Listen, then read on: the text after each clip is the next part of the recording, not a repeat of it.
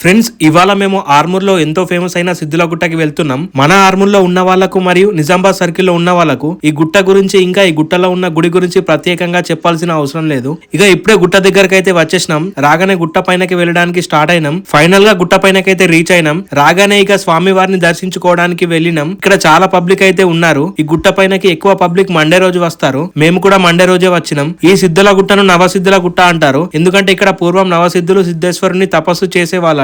ఇంకా ఈ గుట్టకు చాలా గొప్ప చరిత్ర ఉంది. ఇక్కడ స్వయంభు లింగం నేచురల్ గా ఏర్పడిందంట. ఇంకా ఈ గుట్టలో మొత్తం చిన్న గుహలు ఉంటాయి. ఈ గుహల్లో టెంపుల్స్ కూడా ఉన్నాయి. ఇక్కడ శివరాత్రి పండుగ రోజు చాలా మంది వచ్చి ఇక్కడ స్వామి వారిని దర్శించుకుంటారట. ఇంకా ఈ గుట్టలో వినాయకుడు, చండేశ్వర స్వామి, శివయ్య కూడా దర్శనమిస్తారు. ఇక్కడ కనిపిస్తున్న శివలింగం ఉంది కదా, ఈ లింగమే స్వయంభు లింగం అంటారు. ఇక ఇక్కడ గుహలో ఉన్న స్వామి వారిని దర్శించుకొని బయటకి వచ్చినాం. ఇప్పుడు పక్కనున్న శ్రీరాముల వారిని దర్శించుకోవడానికి వెళ్లి రాముల వారిని కూడా దర్శించుకున్నాం. ఇక ఇక్కడ కొంచెం టైం స్పెండ్ చేసి ఫైనల్ గా రిటర్న్ అయినాం. మీరు కూడా ఈ సిద్ధుల గుట్ట పైనకి ఎప్పుడన్నా వచ్చారా? వస్తే ఈ వీడియోని మీ ఫ్రెండ్స్ కి షేర్ చేయండి. వాళ్ళు కూడా వచ్చి స్వామి వారిని దర్శించుకుంటారు.